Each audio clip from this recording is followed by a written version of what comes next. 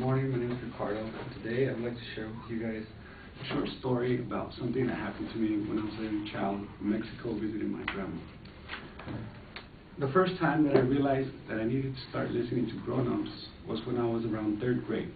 My mother had sent my younger sister and I down to Mexico to visit my grandma. My grandma lived in a small house that had a fairly decent-sized backyard, and in that backyard she had a tree that was about 25 to 30 feet high. This tree was called an almendra tree. Almendra is a type of fruit that's about this big and turns reddish purple when it turns ripe. My grandma knew that my cousins and I loved to eat almendras, and she would constantly be warning us not to climb the tree because we could fall off and break an arm or a leg.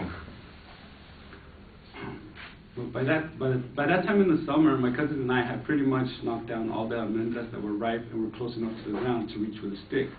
So the only almendras that were left were pretty up high in the tree. So one afternoon, I decided that I was going to go climb the tree and get some almendras. No one was around, so I started climbing. But when I got to about, I'd say 15 to 16 feet high up in the tree, the branch that I was on snapped off, and I started falling. And as I was falling, two strange things happened.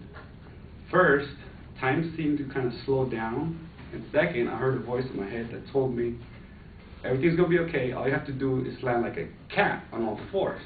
And at the time, this made sense to me because I used to grab my sister's small little kitty cat and throw it up in the air and watch it land on all fours. I was fascinated by that. Anyways, as I was falling down, I somehow managed to twist my body in the air and get into the position that the voice told me to. And when I hit the ground, I landed perfectly like a cat. And to my surprise, it hardly hurt. And I didn't get any scratches or bruises, nothing. And as I slowly got up, I realized that I almost lost my life trying to get these almendras. And my heart started racing, my palms began to sweat, and I started shaking. And I ran inside the house and told nobody what had just happened.